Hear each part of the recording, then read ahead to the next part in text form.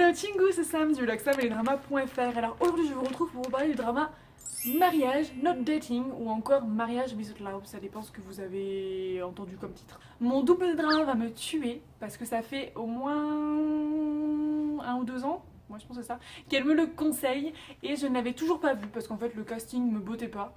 L'histoire c'est une histoire assez banale donc j'avais pas spécialement envie de le commencer, mais elle me l'avait conseillé donc je l'avais gardé dans un petit coin de ma tête et ça y est. Par pur hasard, je me suis lancée dedans. Et finalement, j'ai découvert une comédie romantique mais hyper entraînante, je ne me suis jamais ennuyée.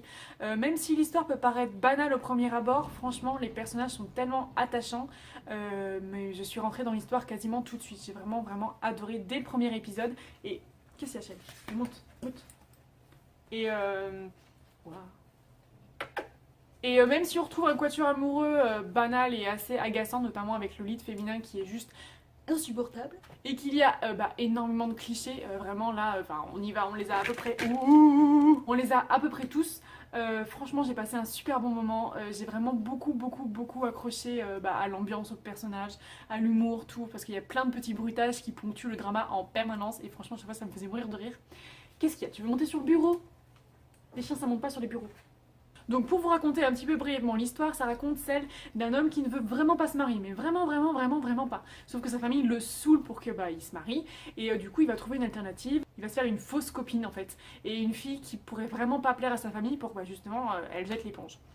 Sauf que, comme évidemment vous vous en doutez, ils vont tomber amoureux, voilà. Et ce qui m'a particulièrement plu notamment, c'est la belle-mère, enfin l'histoire de la belle-mère. D'habitude les belles-mères sont super chiantes et tout. Elle peut paraître vachement chiante au premier abord, mais je sais pas, je me suis très vite attachée à elle, j'ai vraiment beaucoup apprécié.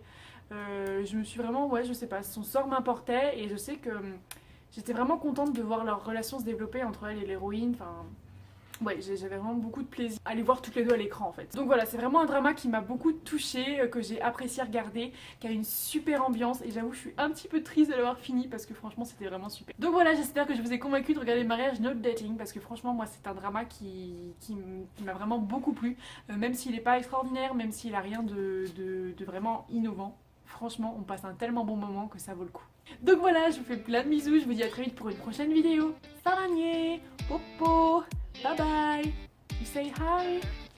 Bye bye. Oui, bye bye. Oula.